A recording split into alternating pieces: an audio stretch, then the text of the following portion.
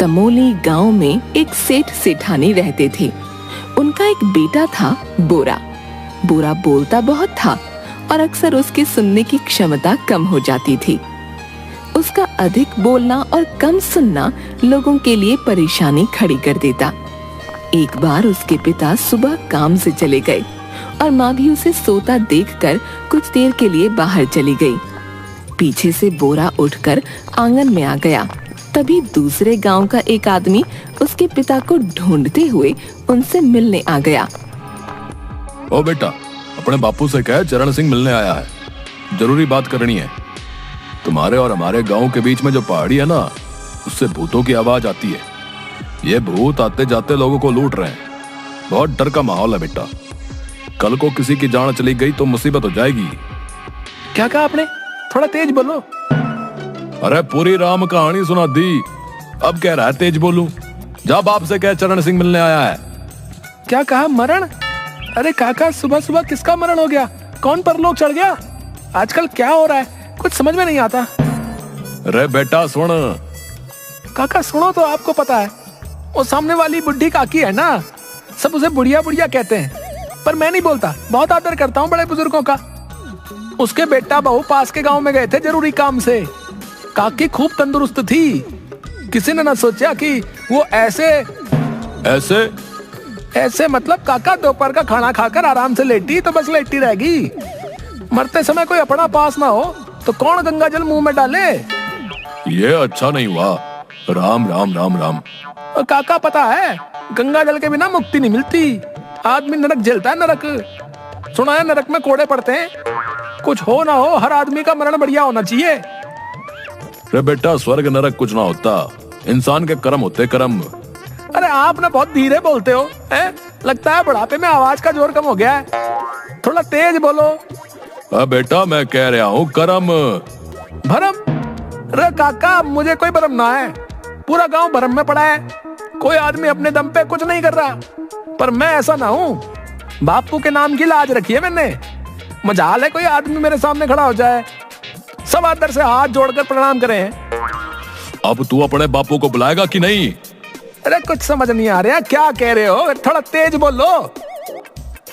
अरे अब क्या मैं मुंह में लाउड स्पीकर वाला हारन लगा लूं? है बहन?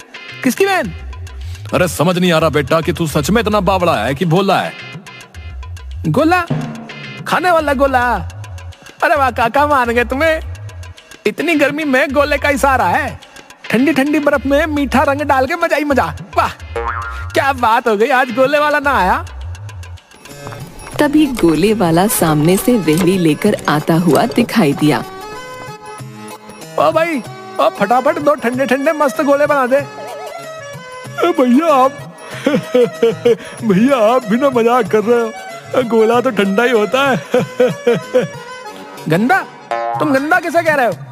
तुम हो गंदे, मैं तो एकदम पवित्र हूँ भैया। मैं तो भूल ही गया था, ये बहरा है। जब तक इसकी कनपट्टी पर पड़ते नहीं, इसे कुछ ढंग से सुनाई नहीं देता। गोले वाले ने 2 गोले बनाकर एक 10 का नोट उठाकर बोरा को दिखाकर देने का संकेत किया। अरे मुंह से ना बोल सकता क्या है? मुझे अपनी तरफ बहरा समझ रखा है। बोरा ने उसे 10 रुपये देकर 2 गोले ले लिए। एक गोला खुद चाटने लगा और दूसरा उसने चरण की ओर बढ़ा दिया। अब क्या इस उम्र में तू मेरे दांत गिरवाएगा जो ये ठंडा बर्फ का गोला दे रहा है? गंदा? काका ये गोले वाला तो पागल है। आप तो मुझे गंदा मत कहो। अरे बेटा तू गंदा नहीं, मैं पागल हूँ। काका ये बहरा है, इसे बहुत कम सुनाई देता है। बोलोगे क्या, सुनेगा क्या? अरे तो पहले क्यों ना बताया मैंने? इसने तो मेरे सर में दर्द कर दिया। अरे काका, कहाँ जा रहे हो? गोला तो खाते जाओ। चरण भागते हुए वहाँ से चला गया। तब सब्जी वाला आया। भैया अम्मा को बुला दो, जो सब्जी चाहिए ले लेंगी। निकम्मा? इस सुबह सुबह किसको निकम्मा बोल रहा है? लगता है आज भैया का सुनने वाला फ्यूज फिर से उड़ गया है। हे भगवान, सुबह सुबह किसका मुंह देखा था? अरे सांप सूंघ गया के? कुछ बोलता क्यों नहीं? अब क्या करूं? अगर बिना सब्जी दिए ऐसे ही चला गया तो इनकी अम्मा बुरा मान जाएंगी। चलो फिर से अपनी बात समझाने की कोशिश करता हूँ। निकम्मा नहीं भैया, अम्मा, अम्मा को बुला दो। रे नन्ना, सामने वाला नन्ना। ओहो, अब मैं समझा, तुम सामने वाले नन्ना को निकम्मा कह रहे हो। सच बताऊं, मुझे तो वो फुटी आंख नहीं सुहाता भाई। पूरा दिन वहां सामने खाट पे पड़ा रहता है, निकम्मा कहीं का। बस दो काम है उसके, एक तो बैल की तरह चरना और कुंभकर्ण की तरह खर्राटे भरना। तुम किसी से कहना नहीं भाई, उसके खर्राटे की आवाज यहाँ तक आती है, मेरे कान फट जाते हैं। अरे तुम्हारे कान तो वैसे ही फटे रहते हैं, कोई काम की बात सुनाई देती भी है? अरे अभी तक उस नन्ना के खर्राटे मेरे कान में गूंज रहे हैं। मेरा बापू कहते रहे कुछ सीख नन्ना से। तो भाई तुम ही बताओ, क्या सीखूं उससे? है खाना और सोना, फिर थोड़े दिन बाद मोटा पेट लेकर घूमूं? ना भाई ना, मैंने तो बापू से साफ कह दिया भाई कि इस नन्हे जैसा तो मैं 7 जन्म में ना बनूं। सब्जी वाला बेचारा उसे देखता रहा। अरे भाई माफ करिए, मैं अपनी लेकर बैठ गया। तुम क्या कह रहे थे भाई? भैया अम्मा है, अम्मा। नन्ना? अरे फिर नन्ना? अरे मैंने कहा ना छोड़ उसे, बिल्कुल पागल है, पागल। उसने सबकी नाक में दम कर रखा है। मैं समझता हूँ तुम्हारी परेशानी। देखो अभी पूरा दिन पड़ा है, मिट्टी डालो जो हुआ उस पे। मैं कहता हूँ तुम तो बस अपने काम पे ध्यान दो। तभी नन्ना की माँ बाहर आकर पौधों को पानी देने लगी। लगता है इसकी अम्मा घर पे नहीं है, जो नुकसान होगा मैं भुगत लूंगा, पर अब यहाँ और खड़ा रहा तो पागल हो जाऊंगा भैया। सब्जी वाले ने हाँ में गर्दन हिलाई और दोनों हाथ जोड़कर अपनी रेहड़ी लेकर जाने लगा। अरे कहाँ जा रहा है? सब्जी तो देते जा। सब्जी वाले ने मुड़कर देखा तक नहीं। अरे तो चिंता ना कर, तेरी तरफ से मैं उस नन्हे को सबक सिखा दूंगा, ठीक है ना? यहीं से पत्थर फेंक के मारूंगा। तभी नन्हे की माँ वहाँ आ गई। बेटा क्या कह रहा था मेरे नन्हे के बारे में? उसे पत्थर से मारेगा? गन्ने? अरे काकी, हमारे खेत में गन्ने की खेती तो बरसों से हो रही है, आपको पता तो है। अरे तेरे कानपुर में आज फिर से हड़ताल हो गई। इसका मतलब जब तक तू ठीक नहीं होगा सबके बारे में उल्टा सीधा बोलेगा। अरे क्या बड़बड़ा रही हो काकी, थोड़ा तेज बोलो। और हाँ, हमारी खेती को नजर मत लगाना, बता रहा हूँ। गन्ने चाहिए तो बता देना, मैं बेच दूंगा। कि तेरी अम्मा भी ना, जब उसका हमें तंग करने का मन होता है तो तेरा सुनने का फ्यूज उड़ा देती है। और कर लो अब तेरा सामना। बोरा उसे घूरने लगा। अरे काकी तेज बोल। तभी बोरा की माँ सरला आ गई। अरे सरला, आ गई तू? जब तुझे पता है कि तेरा लाल बोल बोल कर सबको पागल कर देता है तो इसे ठीक करके क्यों नहीं गई? अब इसे तो मैं सोता छोड़ गई थी दीदी, इसके बापू बाहर गए हुए हैं और मैं तो बस आ ही रही थी। तू बाहर क्यों आया? तुम्हारे आने तक तो इसने आधी दुनिया को पागल कर दिया। हिम्मत देखो इसकी, सब्जी वाले से मेरे नन्ना को पत्थर से मारने की बात कर रहा था। मैं ही ना इसके कान पर 2 बजा दूं।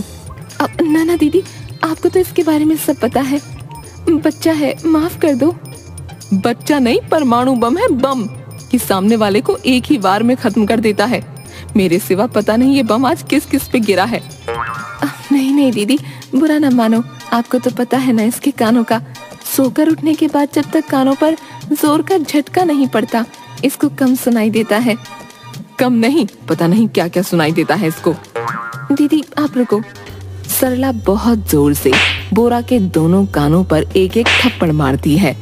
वो झटका खाकर लड़खड़ा जाता है। अरे माँ, तुम सुबह सुबह क्यों मार रही हो? मुन्ने मार नहीं रही, तेरा इलाज कर रही हूँ। अरे ये कौन सा इलाज है जो तुम रोज मुझे थप्पड़ मारती हो? लो आ गए इसके कान वापस। अरे काके, कान थोड़ा चलते हैं जो वापस आएंगे। सरला तू इसकी जबान का भी इलाज कर दे, देख कैसे कैंची की तरह चलती है। इतनी जबान क्यों चलाता है? चल काकी से माफी मांग। माफी? मैंने क्या किया है? तुझे तो पता भी नहीं तू क्या कर चुका है बेटा। अरे काकी, आप बड़ी हैं इसलिए माफी मांग रहा हूँ, मुझे माफ कर दो काकी। हे प्रभु, इस लड़के से तो भगवान बचाए, कहकर वो चली जाती है। सुन, जाकर देख तेरे बापू अभी तक वापस क्यों नहीं आए। ठीक है। बोरा खेतों से होता हुआ जाता है। ओ बोरा, कहाँ भागे जा रहा है? बोरा उसे देखने के चक्कर में एक पत्थर से टकराकर जमीन पर गिर जाता है। अरे अरे संभल कर भाई। बोरा कानों को मसलते हुए खड़ा हो गया। चोट तो नहीं लगी? मुर्गी? अरे यहाँ तो मुर्गी नहीं है। अरे मुर्गी छोड़, सुन, आगे वाली पहाड़ी की ओर मत जाना। सुना है वहाँ पिछले एक हफ्ते से भूत का साया मंडरा रहा है। बोरा को कुछ समझ नहीं आया। वो मुंह बनाकर वहाँ से आगे चल दिया। मेरी बात याद रखना, ठीक है? बोरा चलते हुए पहाड़ी की तरफ बढ़ गया। पहाड़ी से कई भूतों के रोने की आवाज आने लगी। बोरा को कुछ सुनाई नहीं दे रहा था। भूतों के रोने की आवाज धीरे धीरे तेज होती गई। बोरा को कोई फर्क नहीं पड़ा। रुक जाओ, नहीं तो मारे जाओगे। तुम्हारे पास जो भी रुपए पैसे कीमती सामान है यही निकाल कर रख दो, नहीं तो हम तुम्हें मार कर आपस में बांट कर खा जाएंगे। फिर से भूतों के रोने की आवाज आने लगी, पर बोरा को कुछ सुनाई नहीं दिया। ये कैसा आदमी है, डरता ही नहीं। स्पीकर की आवाज फुल है, पर ये तो, अगर ये यहाँ से बिना डरे चला गया तो मेरा चलता हुआ धंधा चौपट हो जाएगा। इसे अपना असली रूप दिखाना पड़ेगा। रुक बे, तुझे अभी बताता हूँ। बदमाश ने आगे जाकर बोरा का रास्ता रोका। क्यों रे, ज्यादा हीरो बन रहा है, हैं? भूत से डर नहीं लगता? चल चल जल्दी जल्दी सब निकाल। अरे हल्दी की दुकान यहीं से आगे जाकर सीधे हाथ पर है। हल्दी? अबे जल्दी जल्दी माल निकाल, नहीं तो तुझे हल्दी बना दूंगा। अरे चिल्ला क्यों रहा है? कान्हा, हल्दी की दुकान आगे है। अबे बहरे सुनाई नहीं देता? उसने बोरा के कान पर 4 थप्पड़ लगा दिए और बोरा सुनने लगा। अरे मारा क्यों तूने? तू भूत से नहीं डरता, मार से नहीं डरता। चल निकाल जो भी है तेरे पास। अरे मेरे पास कुछ ना है। अबे तुझे तो सब सुनाई दे रहा है, इतनी देर से पागल बना रहा था। कहकर वो बोरा को मारने बढ़ा, पर उसने उसे धक्का देकर गिरा दिया। तभी आदमी कुछ गांव वालों को लेकर वहां आ गया। सबने उसे मिलकर मारा। अरे चल बता सबको अपने भूत वाले खेत के बारे में। बदमाश ने रोते हुए बता दिया। अब हम लोग ही इस रास्ते पर भूत बनकर लोगों को लूटा करते थे। अरे बोरा, अगर आज तुमने हिम्मत ना दिखाई होती तो हमें कभी सच्चाई का पता न चलता और ये हमें ऐसे ही लूटता रहता। हाँ भाई बोरा, तुमने पूरे गांव को इससे बचाया है। फिर सब उस बदमाश को पकड़कर पुलिस स्टेशन ले गए। संभाल लो दरोगा जी, इस इंसानी भूत को, अब इसे स्वर्ग के दर्शन कराओ। आप सब चिंता मत करो, इसे तबीयत से ठीक करेंगे। चलो भाई। और इस तरह बोरा की बुराई उसके लिए फायदेमंद साबित हुई और सारे गांव वालों की नजर में बोरा हीरो बन गया।